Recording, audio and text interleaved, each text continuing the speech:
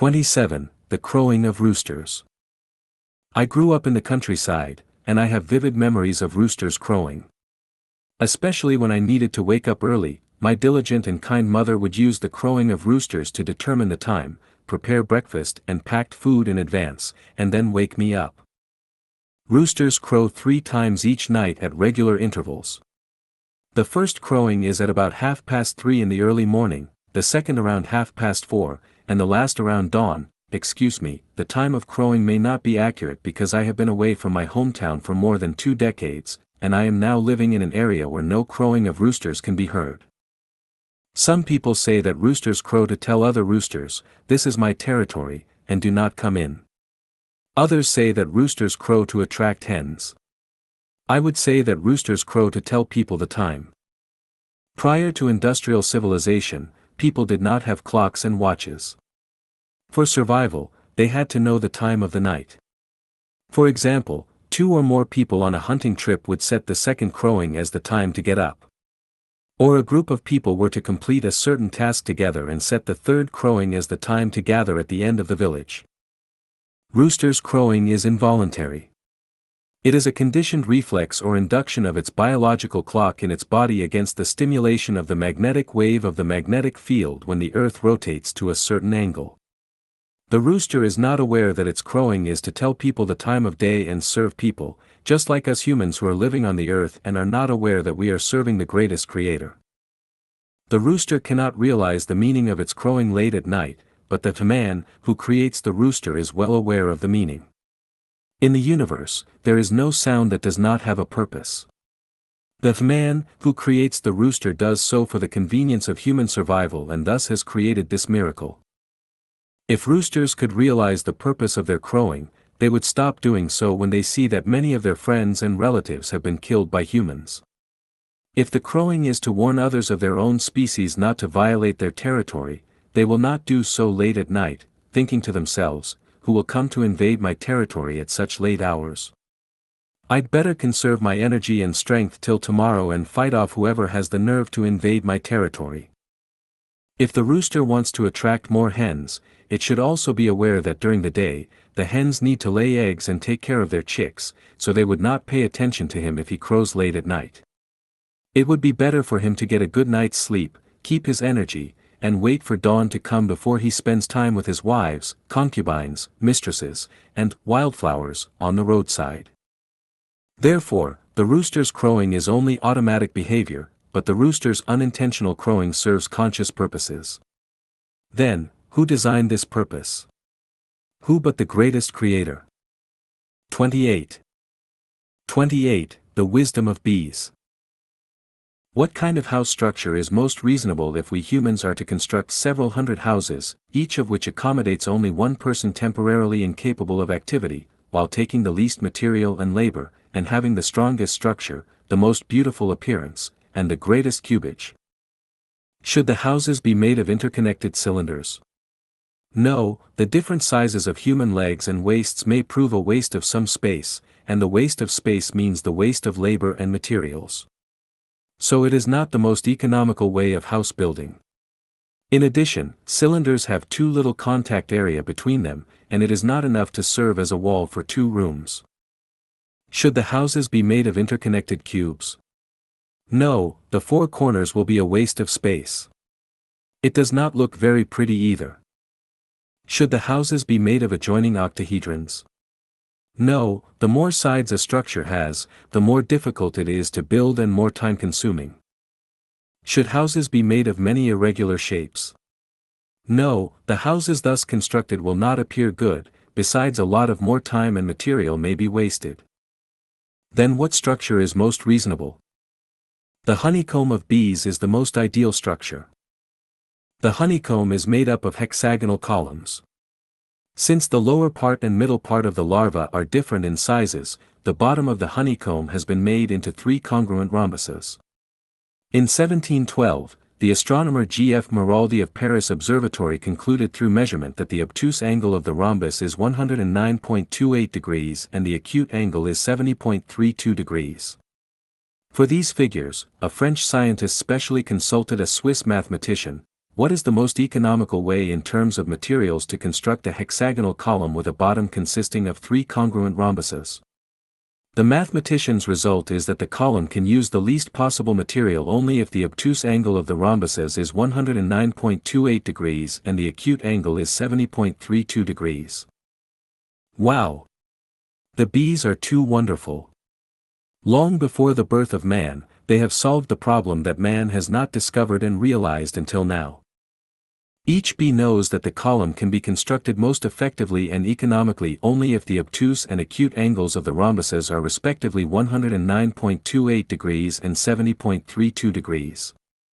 For us humans, only the greatest mathematicians can work out the result. How can ordinary people compare with those tiny bees? Are bees smarter, more intelligent, and wiser than humans?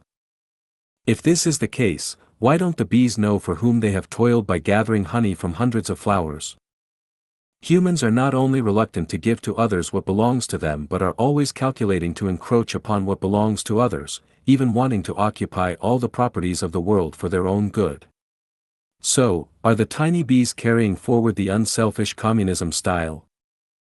If bees have such advanced wisdom and an open mind, they must have, according to the theory of evolution, evolved into creatures far superior to humans long ago since they came to the earth long before the birth of humans. Why have humans overtaken bees in evolution?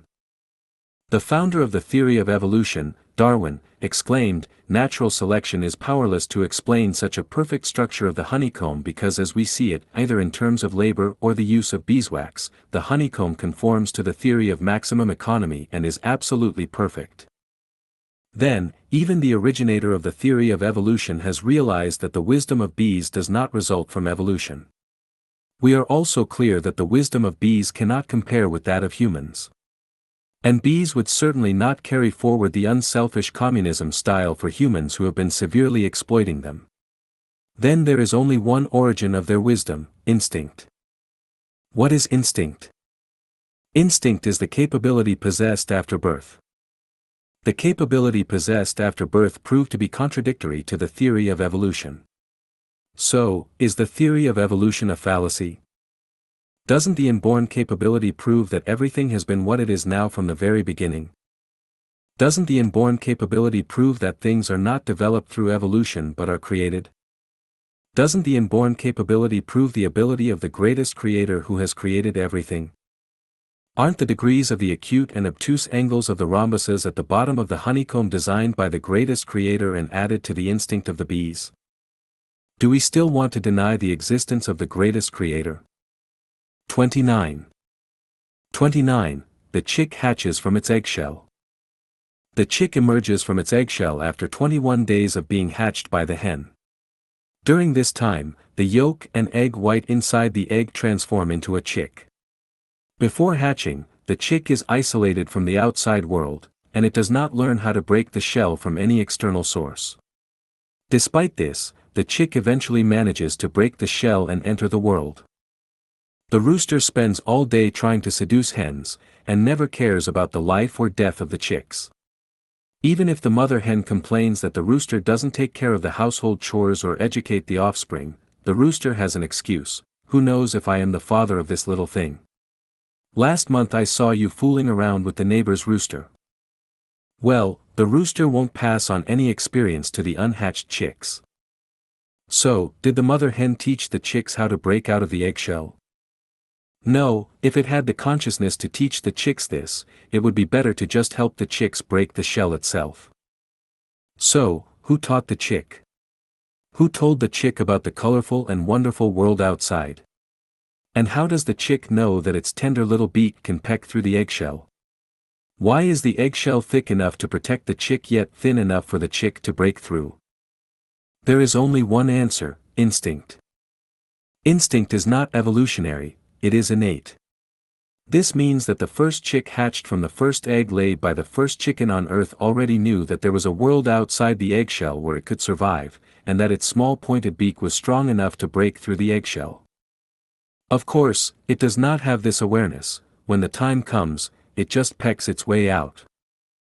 So, since it is instinct, and since the first chick hatched from the first egg on Earth already possessed this instinct without any genetic information, we can only ask the greatest creator. The rotation of the Earth is a planned arrangement, and the velocity of the rotation has been accurately calculated. If we keep facing the fire, we feel comfortable on the front of our body but still cold on our back. At this time, we will unconsciously turn around and let our back face the fire. After some time, we will turn around again. In such a case, wouldn't it be ideal for us to sit in an automatically rotating chair so that our entire body can evenly receive warmth? However, the rotation should not be too fast, otherwise, we will feel dizzy and cannot see the objects around us clearly. More dangerously, we might be thrown off the chair. Too slow a rotation won't do either. One side of the body is warm enough, but the other side is in urgent need of heat, and yet the chair has not turned around. We can certainly find an optimum rotation speed that can make us feel comfortable and evenly warmed. The Earth is rotating at an ideal speed. It rotates at nearly 28 kilometers per minute and completes one rotation in 24 hours. This speed ensures that both the eastern and western hemispheres can receive heat evenly, and that animals, plants, and humans can have time for labor and rest respectively. If the Earth did not rotate, the eastern hemisphere would be forever facing the sun, making it unbearably hot, while the western hemisphere would be in eternal darkness, unbearably cold. Vice versa. If the rotation speed of the Earth were too fast, for example, if it rotated once every 12 hours, then there would only be 3 hours for each morning, noon, afternoon, and night. We would not have enough time to sleep, and the sun would rise very early in the morning. When we woke up, it would still be dark outside, then should we get up or continue sleeping? If the rotation speed were too slow, for example, one rotation every 36 hours, there would be 18 hours of daylight and 18 hours of darkness. How should we humans plan our daily routines? Not to mention the excessive or insufficient time for plant photosynthesis, and the abnormal climate it would cause. The rotation of the Earth and the speed of rotation are intentionally and meticulously designed by the greatest creator. If you are not convinced, just try it yourself and see whether you can come up with a better arrangement.